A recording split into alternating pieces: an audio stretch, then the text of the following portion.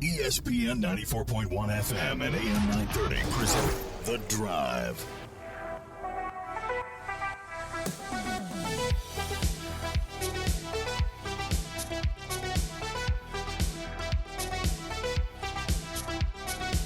It is Tuesday. Your drive begins now on ESPN 94.1 and AM 930. I'm your host, Paul Swann. Thanks for tuning in. Our text line this hour is going to be 304-396-TALK, 304-396-8255. Boy, do we have a lot to get into today. Of course, we're going to hear from Coach Huff in just a few minutes. We're continuing our pre-coverage of Marshall in the Frisco Bowl. We'll have comments from Coach Huff. Also, it was a big win the other night for the Marshall women. They beat Florida. We'll hear from Kim Caldwell a little bit later on in the program, her thoughts. As, you know, it was a good win, but there were things that Coach still saw that she just wasn't happy with. So we'll break that down with you, and we'll get your thoughts as well. But we've got to start with the news of the day. Today, social media, the first place, this being announced from the Thundering Herd, that Marshall has hired the worst-kept secret in Herd football this week, former Texas Tech quarterback and Purdue tight end coach Seth Doege. He has been hired as the offensive coordinator and quarterbacks coach for the Marshall Thundering Herd. Now, this came out yesterday from several sources. Brett McMurphy had it. Football Scoop had it. Marshall usually doesn't send press releases out hiring individual coaches. They send everything out, at once. That's sort of been the way it's handled in the past. So we'll get more details on this, as we get through the season here. But it is official. Marshall, through its social media channels and herdzone.com, confirming that Seth Doege has been hired as the offensive coordinator and quarterbacks coach. In other news, NCAA President Charlie Baker basically calling for what could be described as a new tier of Division I where schools can pay athletes. This was a letter that was sent out to pretty much the entirety of Division I, and Baker said that he wants the association to create a new tier of Division I sports where schools were, and here's the kicker, so this is going to omit a lot of schools. This is going to leave out a lot of schools, and that's the point. Schools would be required to offer at least half of their athletes a payment of at least $30,000 per year through a trust fund. Now, if you're the kicker, $30,000. If you're the quarterback, well, the school might say, hey, you get a little bit more. You're the star running back, you might get a little bit more. And so this allows any school that can do it to do it. This isn't limited to anyone. Marshall University could manage the funds, at least $30,000 per year per student athlete. Marshall's in. Thundering Herd fans, start saving your pennies now for those donations. Now, there's also more of this proposal. And again, this is just a proposal, but Baker is proposing allowing all Division I schools to offer unlimited educational benefits and enter into name, image, and likeness licensing deals with athletes. And so schools can have a little bit more direction when it comes to this stuff now. And that was the thing. Name, image, and likeness, it's completely the wild, wild west still. And it all comes down to the fact that there is a gap. No closing the gap here. There's a gap between schools that have the majority of the money and vast, vast ocean of schools that just don't have the money to compete. And so we're going to hear more about this. Baker is scheduled. He's going to speak tomorrow at the Sports Business Journal's Intercollegiate Athletic Forum. That's going to be in Las Vegas. I want to hear more about this before I can really sink my teeth into it and really say that's bad or that's brilliant. But he wants to create a new subdivision which will cover all sports. And if you're in a conference, you're in a situation where you're in this subdivision, you can operate how you see fit. You can do it differently. So if you're in this, you can still compete with the rest of Division I, but you're in it a little bit different of a stratosphere here. You're elsewhere now. And not all members of the conference will have to be in this. So, for example, say Wake Forest says, look, we can't do this. I mean, we're Wake Forest. this is how we roll now. This is what we do. We can't do that. And so, Wake Forest can still be in the conference. It's just maybe they're not offering their students this type of incentive, or they're not participating in this. They can be a Power 5 school and not be in this. I mean, if Marshall could pony up this kind of money every year, Marshall could be the only school in this subdivision that's in the Sun Belt. You can still be in the Sun Belt. You don't have to be in the Big 10. You don't have to be in the Big 12. You don't have to be in the Atlantic Coast Conference. You don't have to be. But you can be in this subdivision. But here's the thing. It's created to give those that have higher budgets the opportunity to take advantage of those larger budgets, that windfall of cash. And it maybe helps give a little bit more governance. And again, I really need to go into this deeper. I need to hear more before I can just give you a knee-jerk reaction. Oh, this is bad for college. But Baker's right when he says that there's a huge disparity. In Division I, budgets go from anywhere from $5 million to $250 million annually. And there are 59 schools that are spending over $100 million annually. And then there's another tier that's right below that. There's 32 spending over $50 million. But the majority of Division I schools spend less than $50 million on their athletic programs. That's a difference. It's not like the NFL. There's not a salary cap here. It's not like the NHL. We get a player cap here on salary. Completely different, but it's how you spend it. It's how you use it. It's how you manage it. That's the difference there. In the NFL, everything is supposed to be at least level playing field. It's just how you manage it, how you deal with it. If you can manage your roster and you can manage your payroll and you can manage it, you got a shot. Marshall could manage its budget to the very best of its ability, and it's not going to be Alabama. It's not going to be anywhere close. And so is this going to be a situation where it's going to allow more governance? I've heard that. Or is this going to be a situation where we're going to see the beginning of the end, at least for programs that are not in these high revenue conferences? And a lot of this is television money, and television isn't necessarily the evil that it's made out to be, but this is where a lot of this is coming from. The revenue is coming in from television.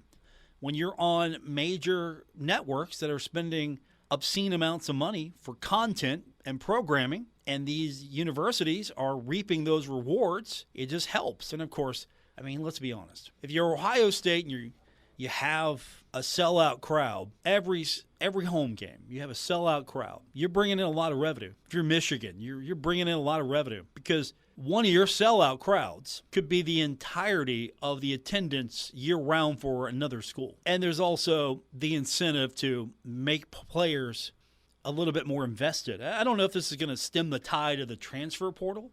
I think at the end of the day, name, image, and likeness needs some sort of governance, because there are players who are leaving for different opportunities. There are players who are leaving because they think they're going to hit it rich with maybe the name, image, and likeness. And we'll get into that a little bit later with Coach Huff. He talked a lot about why players are going in and out of the transfer portal. And a lot of it has to do with financials. And I don't know if this would solve that a little bit, but if you're a player, you're on the roster, and you have access to some of this, I mean, it's going to be a lot easier for you to maybe stay put. Maybe that's going to help. I don't know. So I'm interested to see where this goes. I would love to not just have that knee-jerk reaction that, okay, this is going to be the beginning of the end, because really, I think what's happening now is just going to be a refinement of what we're already seeing. Those that have are going to operate differently than those that do not have.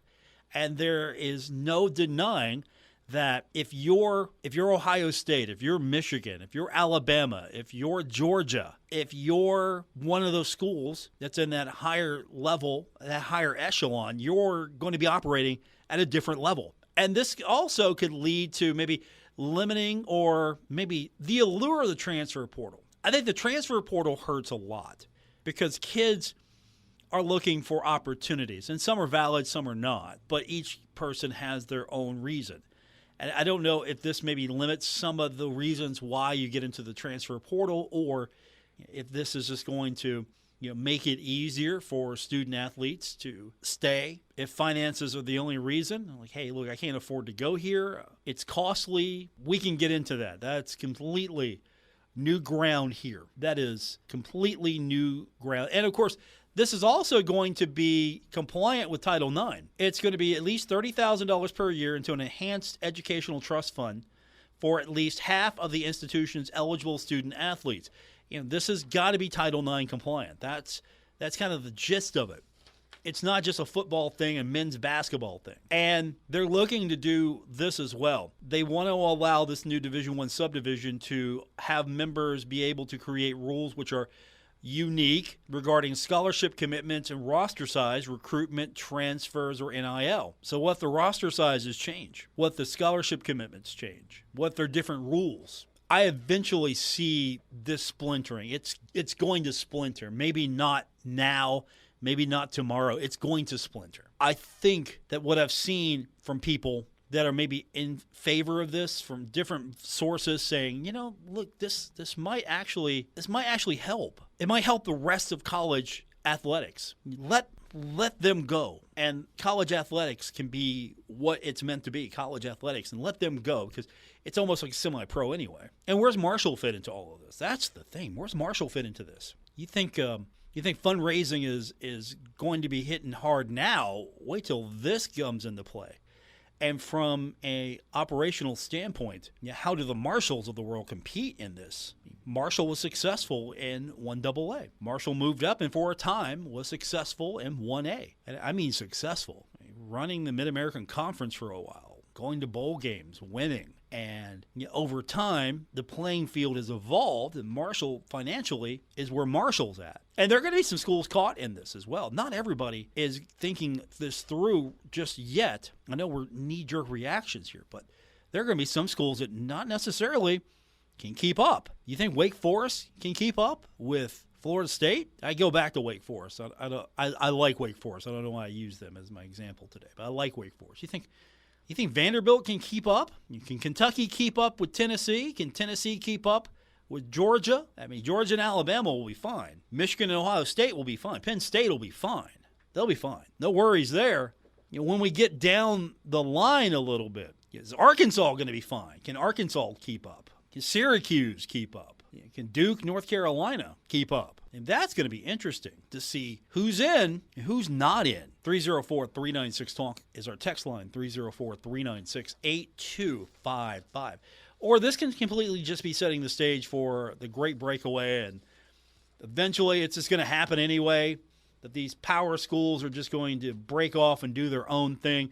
I don't know if this is kind of preemptive as well, because there's a lot of discussion and talk about, okay, student-athletes need to be compensated. Student-athletes need to be compensated because there's a lot of money being made out here. And Congress has been pleaded with from different outlets, different sources, different institutions. Maybe you might want to regulate this. Maybe you want to have federal regulations so we're not down to each state having its own deal, because, quite honestly, there are a lot of lawmakers that are focusing on things that maybe are not necessarily beneficial to you, but let's make sure that good old state U isn't left behind when it comes to this. 304-396-TALK, 304-396-8255. Let's jump into Marshall basketball and Marshall football when we continue. We'll start off with Marshall women's basketball. Kim Caldwell will get her thoughts on the previous week when we continue on this edition of The Drive, ESPN 94.1 and AM 930. This is The Drive with Paul Swann on ESPN 94.1 FM and AM 930.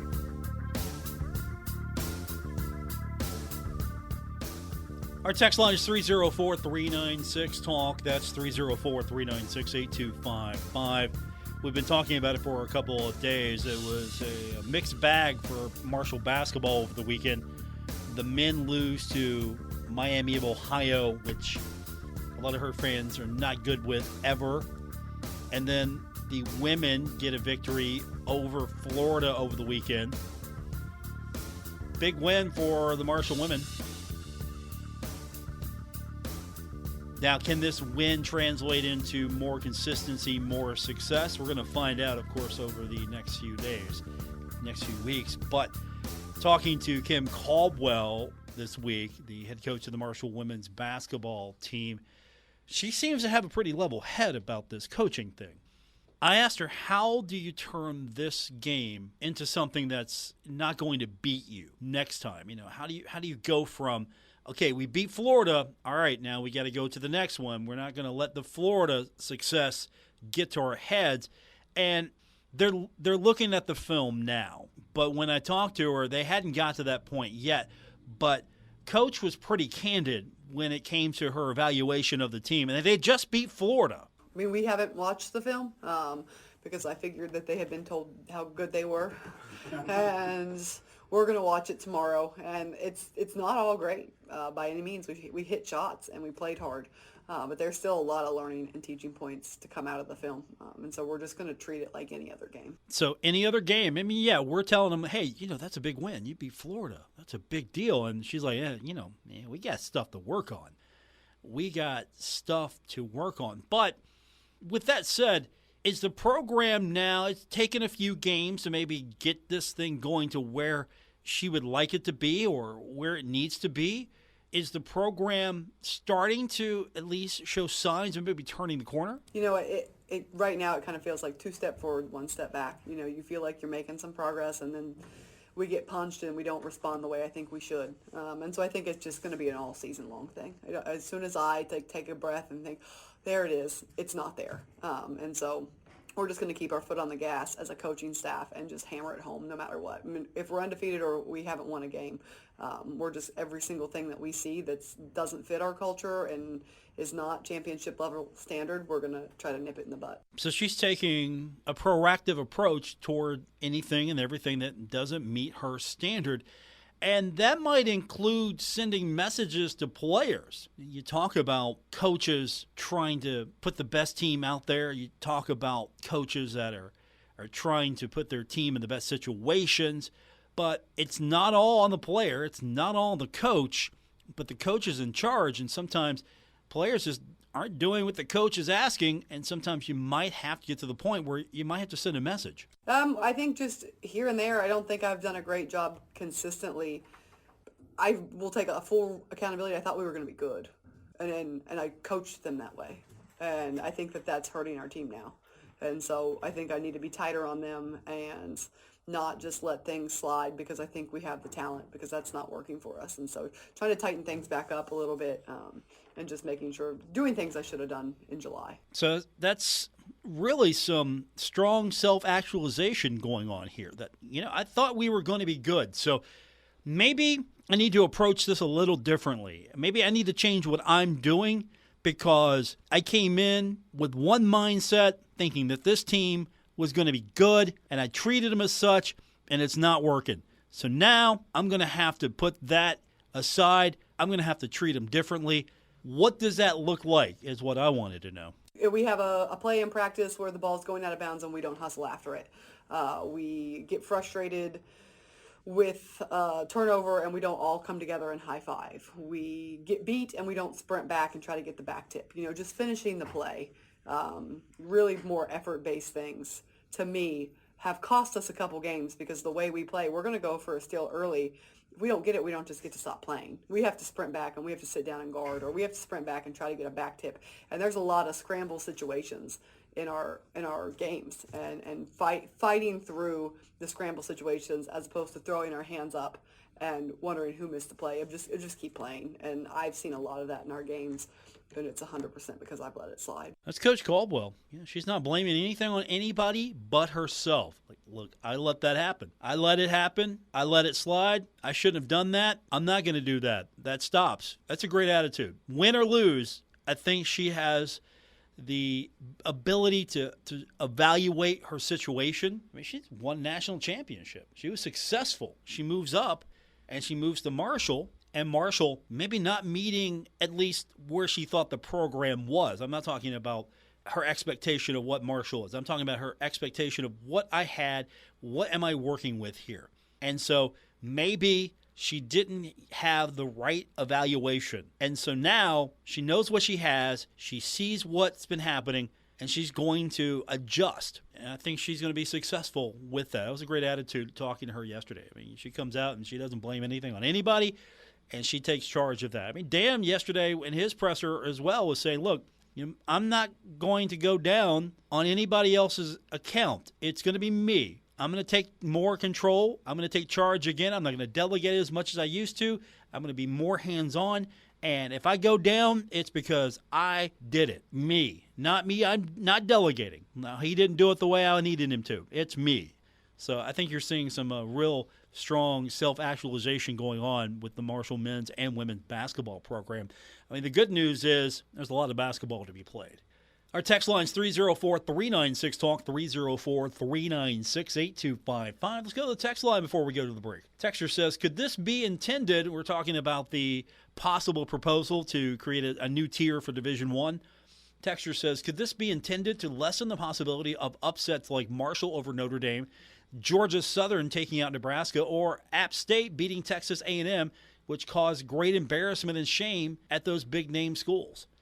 I don't know if it's targeted specifically to that, but if you're Notre Dame, you should be able to have the resources to outspend almost anybody. You should have the resources. If you have the resources, that should give you a leg up. And maybe you're going to see sort of I don't know if it's going to be maybe carryover, but if financial situations are an issue, maybe this gives those institutions a little bit more ability now. Like, would love to, I don't have enough room for everyone I want. Well, maybe there's an adjustment of roster sizes now. Okay, now I can have more. I think it's really like we have money. We should be able to operate a little differently. That means how we run our organization, our structure. We shouldn't be confined.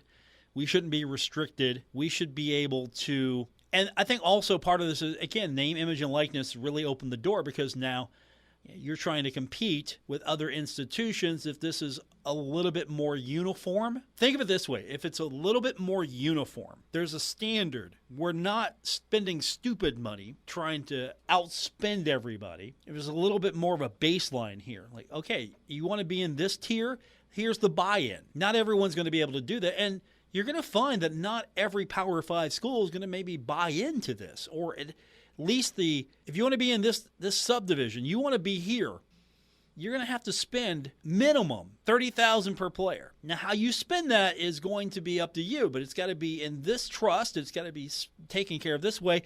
The women's programs, you can't ignore them. This isn't going to be just give me all this money and I'm going to spend it on football and basketball, and it's going to be great.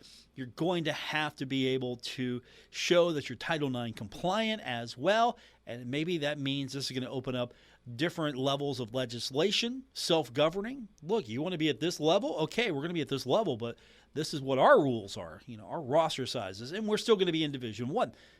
Division I AA, 1A, 1AA. A 1AA school could still go play a 1A. You don't lose to a 1AA if you're a 1A. It's going to happen no matter what. But I think what we're going to see is that's going to be sort of the division, because you had a lot of schools from 1AA jump up into 1A. And now I think you're going to see, I don't want to say this is a contraction, but there are a lot more now in FBS than there were. And this could be a little bit of we're not going to let the smaller schools hold back the bigger schools. This could be sort of that, all right, there needs to be steps taken to regulate some of this, and there also needs to be some division, some honest division here, because let's be honest, there's a lot of stupid money out there, and these schools are going to take that stupid money, and they're going to want to benefit from having the stupid money, and their alumni are going to want to benefit from having stupid money. They want to have the very best teams. I mean, you're going to find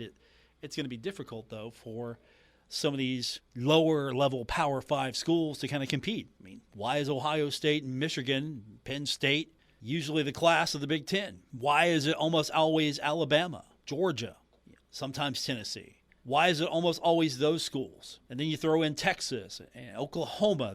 Texas is going to be able to spend stupid money. You're still going to have a division. You're going to have even more of a division because not everyone's going to be able to buy into this. But this is, I think, a starting point. This isn't how it's going to be, but this is going to be a starting point. I really want to hear more and see how this comes into play, how this helps college athletics, and maybe how this hurts college athletics.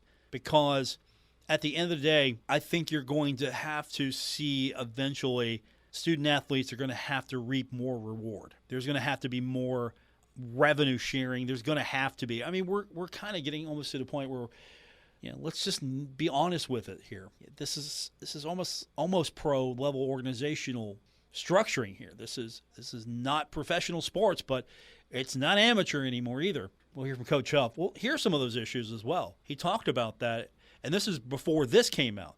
We'll get into that when we continue on this edition of The Drive, ESPN 94.1 and AM 930. This is The Drive with Paul Swann on ESPN 94.1 FM and AM 930. Our text line's 304-396-TALK, 304-396-8255. Welcome back to today's edition of The Drive here at ESPN 94.1 and AM 930. You remember the quote from Coach Huff? Leads that you guys want to write and print. No, I don't. There's a lot of moving pieces that go with it. We have a great list. I've narrowed it down. I've got, the guys that I need to have in mind. Obviously, resources come into play. Resources matter, and that's sort of what we've been talking about a little bit as far as resources mattering because of the transfer portal. Sometimes players are going into the portal because of resources. But when we heard from Coach Huff about the transfer portal, he updated us a little bit on the status. First of all, if you're a player and you declare for the transfer portal, if you're going into the portal, you're not going to be playing in the bowl game. So that was the first thing he set up. Typically what I do is the guys that decide to go into the portal, we do not let them play in the game because really this weekend and this week they should be taking visits and, you call it researching other schools, so they can't be on a visit and be at practice. But we still, no one that has gone into the portal was blind. A lot of the guys that have gone into the portal, which I think is really a positive of the portal, have been walk-ons who've come in and said, Coach, hey, I want to be here, but financially it's tough for me and my family to be able to afford, to continue to do this. So I'm looking for an opportunity to go into the portal, and maybe there's another school out there, lower level, whatever it may be, that has an opportunity for me to get a scholarship. I'm all for that. I was a walk-on. I know the financial struggle. Actually, I just paid my final, what is it called? Student loan payment. I mean, you feel like a free man. And so I understand that. You know what I mean? So I understand what it's like to have that financial strain. So a lot of the guys that have gone in have been in that situation, which I totally support. One of those players that he's had conversations with, it really wasn't a surprise to him, was Trent Holler. And he talked a little bit more about why Holler is in the portal. Trent Holler went in, and we had the conversation before the year started. One of his career goals was to play Power 5 football. And that's something that when he grew up, he said, Coach, I don't know if I'm going to play in the NFL. I don't know, whatever these may be. But one of my career goals was to play Power 5 football. And he said, hey, if the opportunity presents itself, that's something I may want to look into. At the end of the year, he came in. We had about a 30, 40-minute conversation about it. I was very open with him. He was very open. And he said, Coach, I love it here. And I would regret not doing something that I've had a dream of since I was 4 or 5 years old. Gave him a big hug, said I love you. Had to be a big hug. You've seen Holler hit the big boy. So we've seen the number of players in the portal. I don't know what the official account is, but we've seen the player numbers, and there's always going to be a lot of players that get into the portal. None of this, and I qualify this, some of these players are looking for different playing opportunities. Some of these players, might have had more opportunity and might have been on the field more, but Coach Huff said that this wasn't a shock. None of this is a shock to him. It's something that, oh wow, look how many people we're losing. He knows the situation, and he's not surprised, not shocked by any of it. Nothing has been surprised, no shock, if that makes sense. A lot of it is, kids, it's a financial burden to go to school. I mean, you're a walk-on. You got to buy all your food, you got to buy all your meals. I mean, you got to buy all your, the pizza and sodas that you drink. You got to pay for every class, labs, everything. And obviously their families are helping them. So I'm always okay when that happens. Obviously it looks like, oh, man, you got 30 or 40 guys in there. Well, we had a good walk-on program. And some of the walk-ons that we've had, we've been able to put on scholarships. Some of them have kind of, improved enough to be put on scholarship. Some of them are still debating. There's a couple guys that came in and had a conversation and said, hey, Coach, if I don't get a scholarship at the end of the spring, this is something I may have to look at. I totally get it. So it goes both ways. But every person that has went in, they've had a conversation with me. There's been no surprises. And I tell them I'm not here to talk you in or out of the portal because I think it has value if managed correctly. And if you're going in with a plan, you're going in with a reason, I try to talk the guys through it. And I think it's been healthy. I think it's been really healthy for our organization just to have that open dialogue. And I think the kids, when they come in, it's a tough decision. They love it here. But, their families are saying, hey, this is tough on us. So I get it. That's Coach Huff talking about the numbers of players in the portal. We'll take a quick timeout, come back. We'll hear more from Coach Huff when we continue on this edition of The Drive, ESPN 94.1 and AM 930. This is The Drive with Paul Swann on ESPN 94.1 FM and AM 930. Welcome back to the Tuesday, December 5th edition of The Drive on ESPN 94.1 and AM 930. I'm your host, Paul Swann. We'll continue our conversations coming up tomorrow as the Thundering Herd in action basketball take it on Duquesne. I'm going to be over at the Cam Henderson Center tomorrow. Looking forward to that. We might have a guest or two lined up there, and of course we'll go on the air with our basketball pregame at 6 o'clock here and on our sister station 93.7 The Dog. So I'm looking forward to all of that coming up tomorrow. But unfortunately, we're out of time. Big news today for the Thundering Herd starting to put together as far as the staff is concerned, with Seth Doege being announced as the offensive coordinator and quarterbacks coach of Marshall University. So hopefully we can, in the future, have a chance to speak with him. So that's big news. And, of course, the landscape of college football continues to change, and that's going to be a big story for at least the foreseeable future. And everything else is going on. We've got a busy day tomorrow, so I'm looking forward to it. Don't forget, if you missed any part of today's show, you'd like to go back and listen to it anytime that you can't listen live, you can find us on Apple Podcasts, Spotify, or wherever you get your podcasts. That's where you'll find the show. Once again, thanks for tuning in. I'll be back with you tomorrow.